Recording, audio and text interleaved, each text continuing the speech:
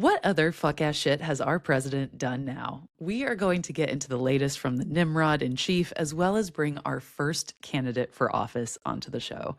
I am Maggie Gelson Burnett. And I'm Mallory Hagan. This is Pretty Furious.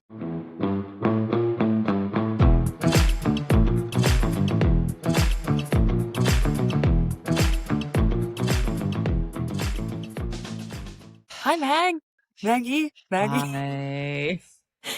I don't know why I just called you Mag. I've never done that. Girl. Hi, girl. How are you doing? How are you feeling? I'm fine. I hate it here. Yeah. As if But growing a human's not hard enough, or in my case, keeping one alive. You just have to look at the news every day. In it is addition, rough in these streets. I feel like this last week in particular has been really, really dark in the news. Like yeah. I think with the latest drop of the files and everything, it's a lot. So I will say that our lovely guest Sean was a breath of fresh air today. He is just a delight. I loved him so much. Yeah, So yeah. Everyone's going to take something away from this conversation with him, which is just, you know, he's a veteran. He's a farmer. He's running in Georgia. He's running not against Marjorie Taylor Greene, but for her seat. It's just yeah. there's a lot to be gleaned from his attitude in Yes. this race. But Yes. first, we want to make sure everyone's following us. If you're not following us on Substack, now's the time. Also, Instagram, Facebook, I don't know, Threads, TikTok, YouTube, all Threads, of it. TikTok. We're so But tired. we also are hoping, it's been a long time since we've asked folks to leave a review, but it would be really great if you're listening on Apple or Spotify or wherever you get your podcast. If you could leave us a review this week, that would be really helpful. It's one of the best ways to support us for free. Yeah. And I would be remiss to not mention this, we do have paid subscriptions now on Substack. So that is something where another very easy way that you can support us. We are on a lower end of the spectrum in terms of monthly cost for our subscriptions. So please consider subscribing to us on Substack in a paid capacity. We would love that. Yeah. We're going to do some deep dives coming up. One of them, I think we finally decided, is going to be about the organization that made us. We were both in. Or broke us, unclear. The Miss mentally America program, Miss America organization. Anyway, if you're interested in that, now's a good time to subscribe because it will be behind a paywall, and I think that's probably best for our mental I think health. it will be also probably 7 hours long. So yeah, it'll be probably a two-parter. But Mallory, have you got a headline for me from this clusterfuck of a week that has made you pretty furious?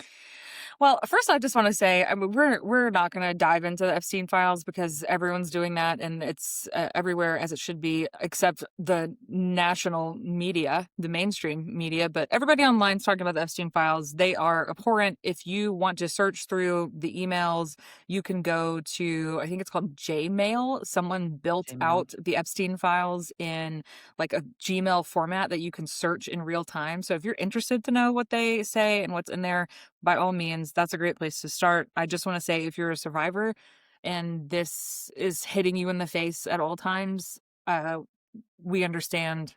Take care of yourself. This is just really difficult, I think, to be consuming all over the place. But yeah, it's kind of why we're just not going there right now. It's saturated and it's disgusting, and our president is a pedophile. Anyway, this headline this week is that the SAVE Act 2.0 is back on the table. You may remember that the SAVE Act first round was up for debate this past summer, and it ultimately didn't go anywhere because of public pressure. So let's make that happen again. But essentially, the SAVE Act is a way to disenfranchise voters, plain and simple. The provisions in there essentially are that in order to register or re-register to vote, you will have to present a form of proof that you're a citizen in this country, and that's by way of birth certificate or a passport. Many states already require that you show your ID to vote, so that's not what this is. This is about registering to vote. And it would mean that you can no longer do that online. So in Alabama, we have an online registration. As long as you have an Alabama driver's license, you can register to vote online. You would not be able to do that anymore. Women who are married, if you've changed your name, I mean, there's just this long list of reasons why this is seeking to remove the rights of many people and disenfranchise people from voting. And so I would just encourage you, if you can, call your senator, let them know that this is not something you're even interested in them debating, because it should be a non-starter. And that's that. What about you? Yes, What's your that headline? part. Yes.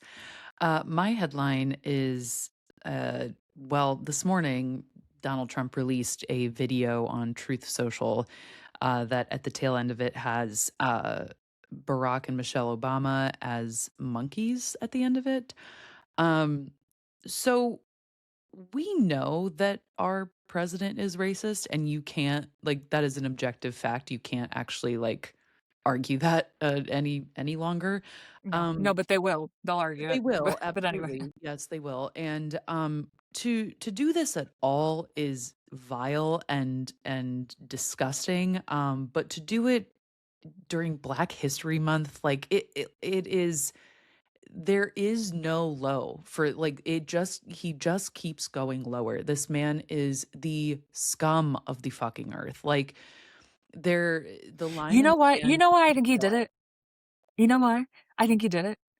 I think he Because did it because everyone's putting out memes saying that, you know, who's not in the Epstein files 100% Barack Obama. with Yeah. like, Mhm. I think he just like can't, he cannot stand that the Obamas are better looking, higher educated. They were better at running the country. They're more well liked. They're just like, the list Yep. is long. He just Yeah. cannot stand it. He cannot stand it.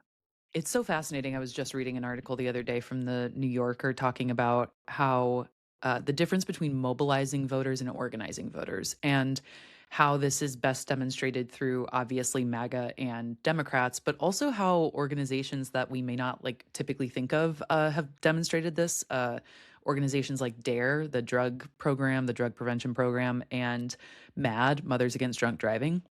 And I thought it was really fascinating how Barack Obama mobilized and organized voters, and how he had arguably the best mobilization and organization strategy of any president ever. And I think that, like, eats at Donald Trump every single day of his life. That the president before him was just such a like a masterclass in how to be a leader, and Donald Trump is a malignant pile of fucking garbage. Like, it is just, yeah, I have no words Well, anymore. Like, I also think, you know, fear is a strong motivator, as we have discussed and seen with people who still support and follow MAGA, but mhm, so is hope.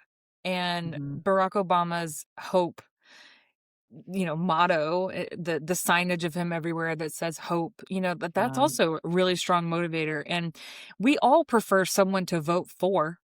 I mean, yeah, everyone always says, you know, they're all bad. I'm like, no, everyone prefers that we have a candidate to vote for, not just vote against against, someone, yeah, against Donald Trump. exactly, And I think Barack Obama just embodied that. At the time, yeah, he was something to vote for. There was mhm. hope.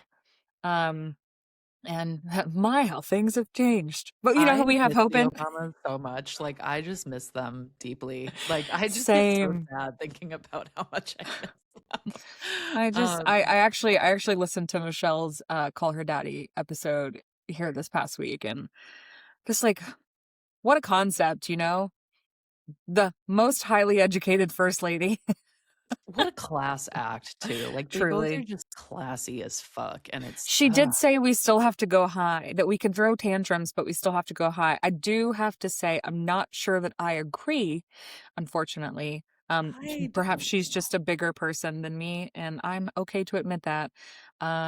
But Well, it same. was inspiring to listen to her. It was inspiring to listen to her too as a new mom, and I think that was something that was really interesting to me. Is like she just was so open about how difficult their marriage was when they first had kids, and Yeah. how hard raising two children in the White House was, and, you know, with all the asterisks and caveats that go along with that. So Yeah, anyway, 100%. not to be on an Obama She's like tangent. Like, we should go high. I'm like, there is no insult low No. enough for this man. Like, I'm And also, trying. I'm sorry, but we've said it. People who are MAGA are bullies, and the only way to stand up to a bully is to bully them back. That's And what they're I learned on the ugly. playground.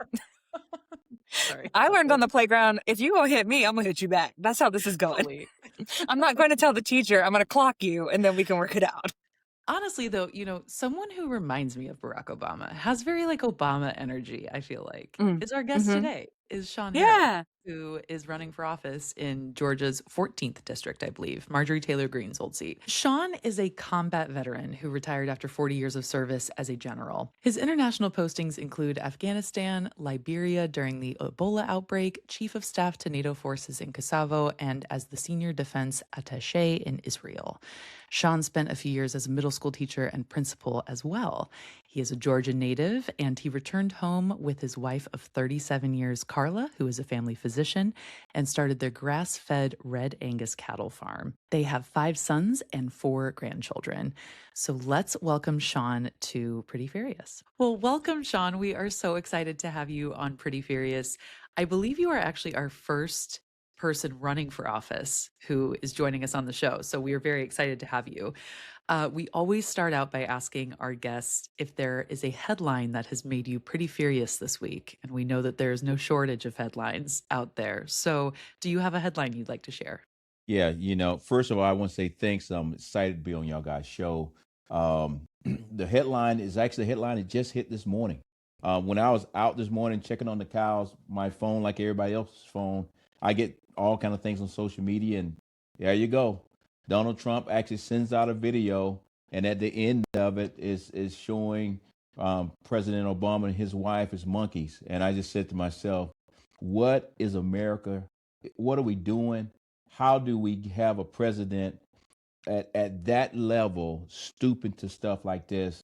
And even if he didn't do it personally, if he allowed his staff to get something out like that, because of doing 40 years in the military, and that's part of the government, nothing gets out unless somebody approves it. So for it to come out on his Truth Social and now being spread around the internet, and still, as of right now, maybe I missed it. I've been moving kind of crazy today. I don't think where he's came and made an apology or anything. So he's owning it, but that's the normal Donald Trump that I know. Do you think we're gonna get an apology from Yeah, Donald great Trump? question. No, Yeah. not at all, Right. not at all. And I don't even think he would pick up the phone and call the Obamas and say anything. So Right. Mm-mm. Yeah. No. it's that's where we're at right now as a country. We're divided, and this current administration is doing more and more to try to divide us. Yeah. Well, That we were talking about that video in our intro as one of our headlines as well. And Mhm. and one of the things I think about whenever Donald Trump does something ridiculous, which Mhm. is daily at this point, Right. um, is what this says about decency in Mm. in terms of politicians. Yeah. And if that is just something that we should no longer expect from politicians, it seems Right. like that used to be such a like regular thing you would expect Yeah. from people in office is this very basic level of human decency. What do Mhm. you think where do you think we are in regards to politicians with that? Like, do you think that that's something we should just not look for anymore in our No, elected officials? I I will tell you, I think that politicians, or take the whole politician leaders. Leaders should be pushing back, saying, "Wait a minute, let's do the things that our parents taught us to do. Be respectful to each other. If you can't say anything nice, don't say nothing at all." And some people may say that's naive, but that's what I'm actually trying to bring to Congress. I don't have to agree with anybody, but I do need to be able to work with everybody, because if we can work together, we can find that common ground, and it'll be helpful for that person in their district, it'll be helpful for us here in Northwest Georgia. But I think too many people are now trying to be like somebody else instead of being truly to themselves, or they're trying to become a celebrity versus a congressman. And I say that on the trail all the time, is that Sean Harris does not want to be a celebrity. I don't want to be seen on CNN and Fox News every 5 seconds. I want to be the guy that when you come and look at my record, it says they were up here working, they got bills turned into law, And those bills that turned into law actually helped everybody here in the 14th district, which is Northwest Georgia. I have to ask, going back to the video that Trump put out and the way that the Obamas were depicted. First of all, this is nothing new, right? Mm-mm. I mean, we're sitting here on Black History Month. We are very aware of the history of this country, even though some folks would very much like to rewrite it, Mm-hmm. and currently are trying to rewrite it. Right. My question is this that we're in a space that's divided, or is this who we are? After you do stuff for quite some time, or you allow it to happen, you start saying, wait a minute, has the country changed? And right now we're on a slippery slope. I think many of us got to stand up and pull it back, because the worst thing that America could do is start fighting amongst ourselves to the point that our enemies around the world can then attack us. I mean, I think if you look at our country the day before 9/11, we also had some foolishness like this happening back then. We was constantly going at each other. And then all of a sudden 9/11 happened, and the next thing you know, everybody wanted to put a flag out in front of the house and focus on America. I pray to God that we don't have to have another 9/11 to bring us back together. But I do believe some of these leaders, or so-called leaders, that we actually got in Washington, D.C., or wherever they at, or some of them not even elected, because some of this is advisors to President Trump. Now, he owns it because he actually picked them. But some of these advisors got some agendas, no matter what is actually happening in the world, and they actually try to push that agenda. The other thing that I would say is, normally when President Trump does something to the extreme, I think we should look at it, but also open our eyes and say, okay, what is he trying to make sure that we don't see? And when I saw it this morning, I said to myself, this is BS. That's just the way I say it. I said something strong out there on the phone. I said, this is BS. But then on the flip side of the coin, I said, oh boy, what else is actually happening today that makes him want us to be talking about this versus that? And at the end of the day, the economy is not good. Healthcare is out the roof. People can't buy a house. People struggling to even have a job. I think the job numbers came out this morning, or came out yesterday, and they were not good. And when I say they were not good, if you remember 3-4 months ago, he actually fired the person that keeps the data on the numbers, and the damn numbers are still bad. So Yeah, I think Right. that Yeah. they're approaching 2009 levels of unemployment or yes, job loss. Yeah. Yeah. So yes, I can answer what else happened today, or what else okay, came out. And one of the things that came out was a testimony from the FBI of one of the Epstein file victims that basically was begging for help. It was a protective order that was released today, mm, or is becoming more public today. Let's say that. I'm sure it was among the 3 million other things that came yes, out yes, a week ago. But so much is happening, and we're all like just being pummeled with a fire hose of yes, information and terrible news. So let's switch to some good news. Democrats have been doing well. If Yeah. nothing else, Donald Trump is a poison on his party.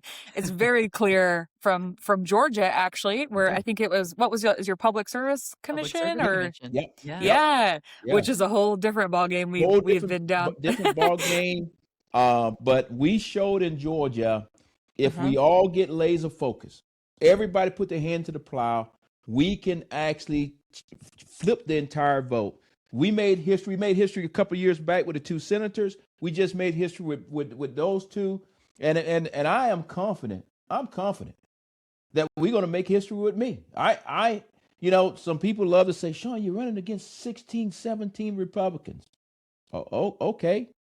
Last Yeah, time I let checked, them duke it out and split the money. yeah, Yeah, last exactly. time I checked, um, I'm the cat that ran against Marjorie Taylor Greene, and yes, I didn't beat her, but you get in the data, I got the most votes ever of any Democrat in a ruby red district, 135,000 votes, and out of that 135,000, 5% of the people that voted for Donald Trump actually voted for me. So when you hear me talking Wow. about I have Democrats, independents, and Republicans that are on my team, we had it then. We got even more this time. And when I say we got even more this time, some has came out and got my little signs that say Republican for Sean, but a lot are saying, Sean, when I go in the booth, I'm voting for you because I am tired of crazy.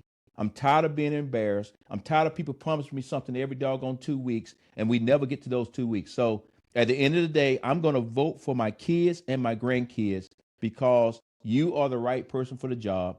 And they also tell me this, Sean, I'm going to hold you accountable. And I tell them, here's my phone number. Probably right now in this district, maybe I go on a limb and say 2,000 people got my direct phone number because I tell them at my town halls, I work for you, period. There's nobody in DC that I got to answer to.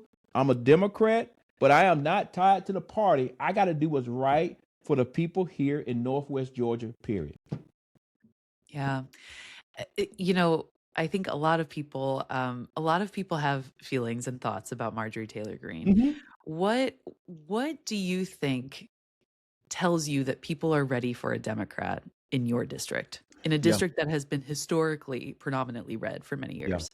I would tell you they're tired.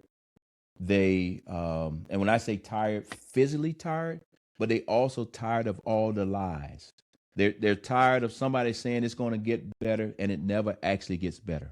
They're tired of somebody saying, "Hey, we're going to look out for the rural community," and then it never comes. Farmers are tired of politicians saying, "We're going to get the farm bill passed for you," but when it's time to get on the plane on Thursday night or Friday morning, they get on the plane and come home, but they never actually brought the farm bill up. Um, when people look at me or when veterans say, hey, people tell me all the time, thank you for my service. But then when I fill out my paperwork to try to get my benefits that I've already received, I get a one line back that says denied. So what they see in me is somebody that is a common everyday guy. Yes, I good Lord has blessed me, but I'm humble and I know where I came from. And because I'm a veteran, because I'm a farmer, because I was a school teacher, because I was all of these things, nobody has to brief me up on what hardworking people are doing. So when they see all of that in me, including Republicans, because guess what? I believe that our debt limit is way too high. It used to be a time when if a Republican would say, "What do you mean we trillions and trillions of dollars in debt? We got to get those people out." Right now, Donald Trump is making that thing go higher and higher, and I'm the only candidate that's saying we got to bring down the doggone debt limit because now we have passed our grandkids and we're into their grandkids. So that's what's bringing people to me is because I speak plain, I have a track record of leadership, and I stand on my decisions. And if you don't like it, either way, I will explain it to you and tell you why we did it and how it's going to make it better for us here in Northwest Georgia. Being a farmer, I think, is such an interesting element here in this election cycle, solely because we have seen time and time again stories across the country of Mhm. farmers saying, I voted for Trump. I didn't vote for this. I voted for Trump. I didn't vote for this. Yeah. Do you think you have the ability to reach some of those people? And what does that conversation look like that you're having now with folks in your district? Yeah, it's no doubt we're reaching them because you know, when I finish your show, I'm going outside. There's farmers outside waiting on me right now. And when I say farmers outside, like we already said, I live in a ruby red district. So guess what? Majority of those farmers outside are Republicans that's waiting on me. And when we have our conversations, the conversations is not about a blue shirt or a red shirt and all this kind of thing. The conversation is like, hey man, I do not want to be the one that loses our farm. We didn't had the farm for 5 and 6 and 7 generations. Generations, I yeah. I I do not want to be the one that lose the farm. So what can you do, Sean, to help me do that? Because right now this administration keeps promising, and then 2 days later we get in another fight with China, and it blows everything up. Or the president dips into the cattle business and makes our prices go up and down. And in our part of Georgia, we have cattle here and we have poultry, chickens. Yeah. That's the type farmers we are. So at the end of the day, we are the farmers. When I'll say we are being affected every day by the whim of somebody in the White House, and that ride is coming to an end because when you go downtown to the bank, if your ledger doesn't make the math, the bank says you're a pretty nice person, but we're not lending you any more money to farm next year. You're going bankrupt. Your place is going up for sale. And guess what? Other farmers don't have enough cash to buy your farm. So it turns into a neighborhood. And now we're losing farmland. So that is why farmers are coming around me. Now, will all of them come to me? No. But at the end of the day, they have voted for Trump 4 and 5 times now. And it's becoming realistic that somebody's lying. Somebody is lying. And why do you think it takes people so long to learn this lesson? Well, I don't understand. We talk about all the time. We're a decade into this. Like, what was not computing? People love to believe. And after you start believing, you start hearing certain things and you say, okay, I'm going to give him the benefit of the doubt. I'm going to give him the benefit of the doubt. My counterparts that I'm running against right now, even after Marjorie Taylor Greene has said all these things about mega and everything, that is still their platform. They are running to that and running to, I want to go to D.C. to support Donald Trump. Clearly saying they don't care about the people here in the district. And while they're doing that, I'm saying to the people in the district, perhaps I got a little mark beside me because I'm a Democrat, but at least I told you I was a Democrat. Because it's some people in this district that used to be Democrats, but because they don't have a spine, they moved over and started calling themselves a Republican. If you do that, guess what? You're not being true to yourself. You're not being true to anybody else. And how are you going to get to D.C. and try to hold somebody accountable when they can pull the dance card and say, hey, man, you used to be at the party with me. And guess who I'm talking about? The prime example of that, and I say it all the time when I talk to my Republican brothers, the reason why I can't just cross over is because still today, Donald Trump got more time being a damn Democrat than he does as a Republican. And that's why when the mayor of New York came in his office, he got confused because he started thinking like a Democrat again, and they had to clean it up. So this is a great guy. He's a great guy. Where your heart's at, where you believe, because if not, you'll lose your way. And right now, Donald Trump has made it very clear that sometimes he struggles to figure out where's his heart. And he'll be a different person next week. We'll be fine. Yeah, definitely. That's also otherwise known, though, Sean, as a malignant narcissist. Yes, also multiple personality disorder. Multiple personalities, lack of morals. Yeah, we could go on. Sean, you mentioned you're a farmer, but you also, very importantly, you are a veteran. You spent 40 years in the military. We are now seeing the rampant militarization of U.S. cities via ICE and deaths that are happening at the hands of DHS. I'm curious how this makes you feel as somebody who devoted so much of your life and your energy devoted to, serving our country and protecting our nation's people, how this, what is happening within the DHS and ICE, has an impact on you and other veterans. Yeah. The reality of it hurts because before taking the uniform off, I'm not sure if y'all guys know this, many of the different agencies, we all work together on different things, but we all have our own rules. So, but I'll speak to ICE from this point of view. Many of my soldiers, when we retired or when we went through the retirement, many of us went to work inside of ICE. So it's a bunch of veterans that are working inside of ICE that were in the old ICE, because the ICE that we have today is the new leadership and they're the ones that's giving the guidance. So I don't want to say everybody in ICE is bad because some people have been working there for 30 and 40 years. What I will say is this, is we have to push back on this current administration because they have made a military that's right here in the United States that has proven in the last month or so that they are willing or untrained so much that they will actually kill Americans. And I will tell you, even in the military, when you overseas in the middle of a war, we have to follow the rules of law, rules of the warfare.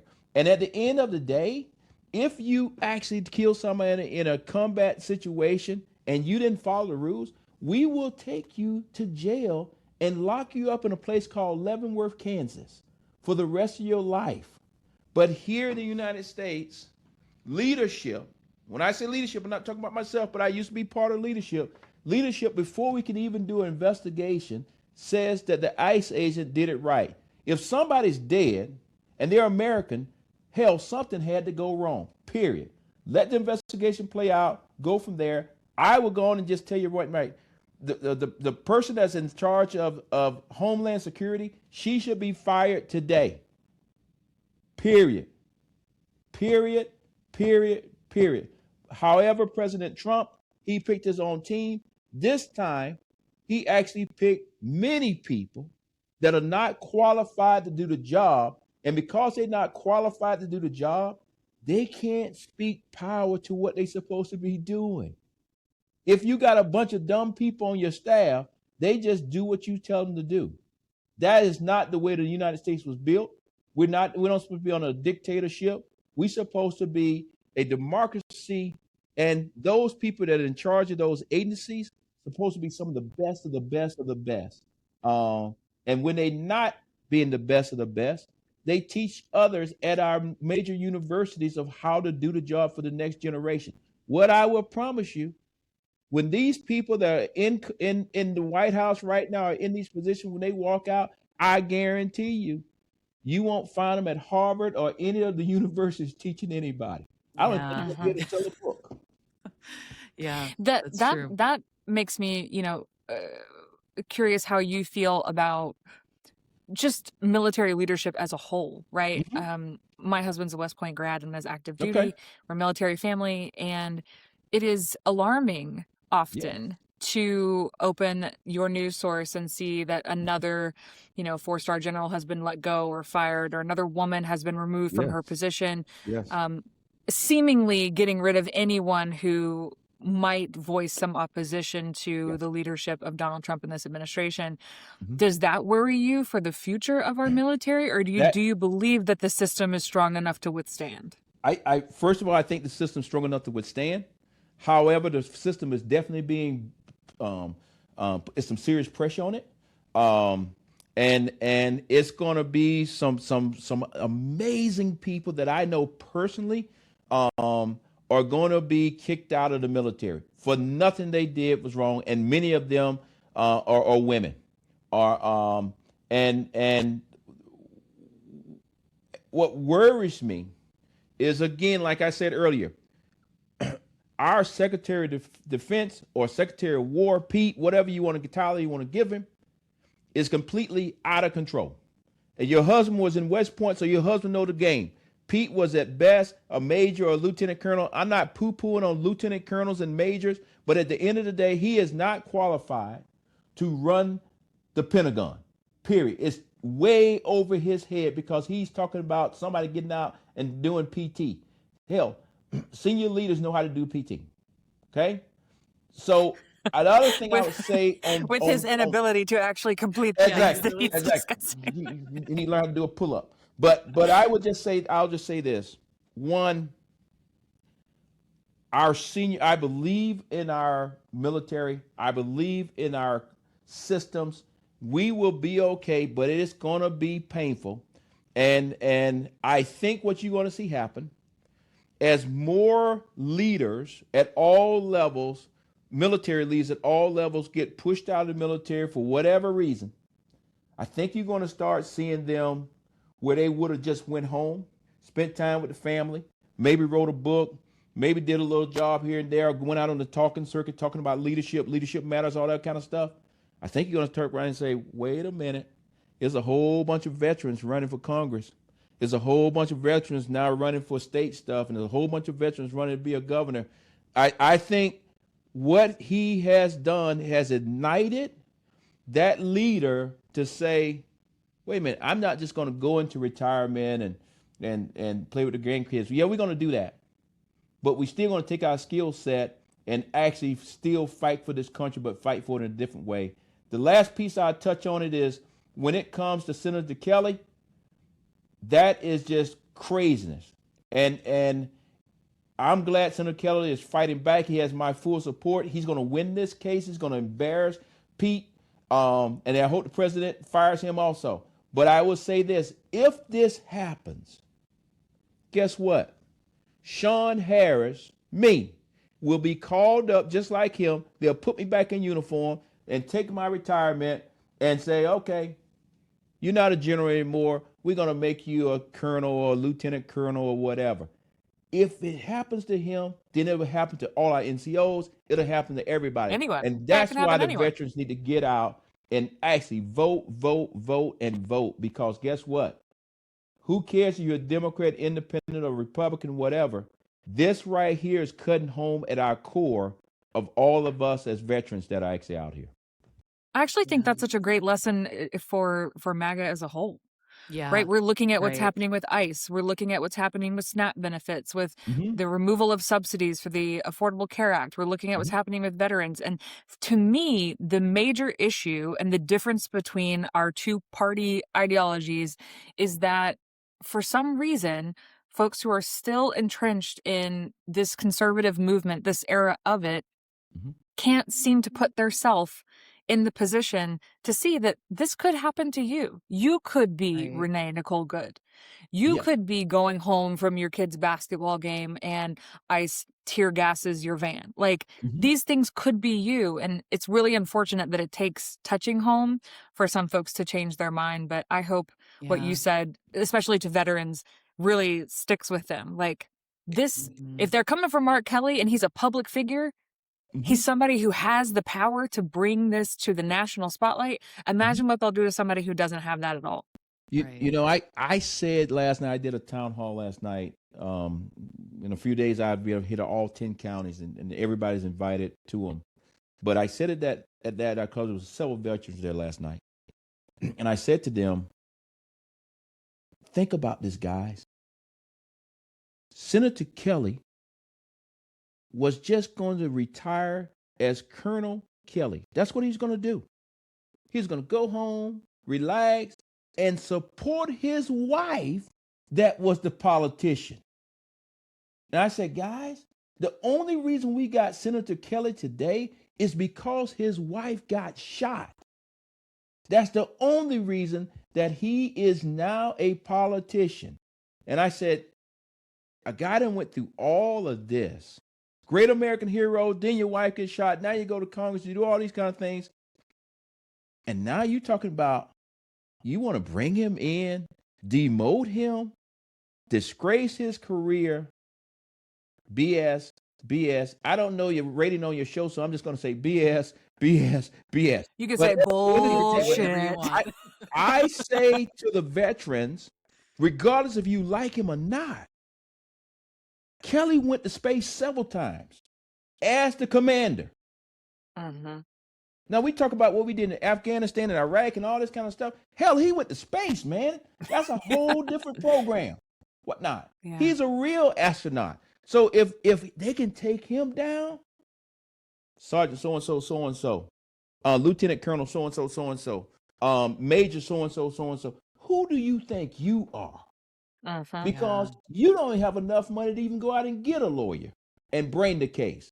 That's why you got to get in behind this thing, because if this domino fall, it's going to affect every last one of us, and it won't be a situation of did it just happen on our watch? Because you know when you're in the military, it's a family business. It's a family business. You just in a long line of men and women who have defended this country, and 9 times out of 10, everybody that's used to be in the military got a kid, grandkid, somebody that's currently in the military. So you got it on 2 fronts. A front that says, are you going to put my kid in a crazy ass war? Or are you going to come at us as veterans now and cut everybody that works at the VA so you can privatize us and we can't get any damn health care? So, but guess what? That's why I'm running for Congress, is because when I get to Congress, I can call time out. We're going to discuss this. We're going to get to yes, because guess what? One of the things I want to make sure people know, when I get to Congress, one of the things that I'm going to get on board with, I think they're already trying to work it. I don't know if they have the numbers, but we're going to get it done. From now on, if we decide to shut down the government, shut it down. But guess what? Everybody out in the real world still get paid. They still go to damn work. It'll only be the politicians. All of us, we will be the ones stop getting our paycheck. And I guarantee you, you'll stop having so many government shutdowns, I was going to because say, that's how it should all be. of our spouses will say, hey, how you think we're going to pay our bills?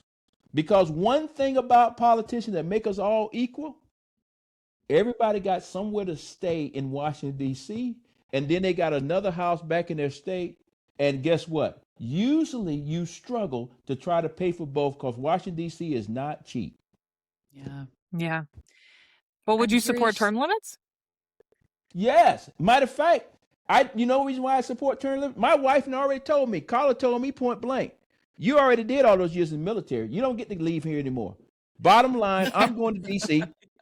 I'm going to do, good Lord bless me, I'm going to do 3 terms. That'll mean 6 years. That's what the term limit is. I'm getting out the game, because guess what?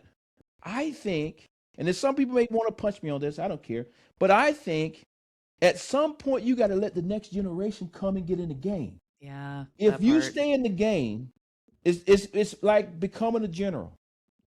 If I kept on staying, then highly qualified people behind me can never actually get it, because it's only so many in the game. Right now in Washington, D.C., and some people probably going to punch me in the nose the first day I walk in the room, but right now, we need some great people. They've been doing an awesome job, but we need them to go home, spend time with the grandkids, and let the next generation come. Because if we don't ever get that next generation the opportunity to get in the game, when they finally go, they're going to be so naive to it that they're not going to know how to play the game. And that's my biggest fear. And the last thing I'll say is this: from a Democratic point of view, as a party, we should be fighting for every district in the country. Just because somebody's in a ruby red district or this district or that district, you shouldn't write that off, because guess what? It is regular, everyday people out there. And if you actually just put some time and effort in behind it, like we do in the military, we are never sitting to any country where it's in our advantage for the most part. It's supposed to be tough. So as a Democratic Party, we want to fight.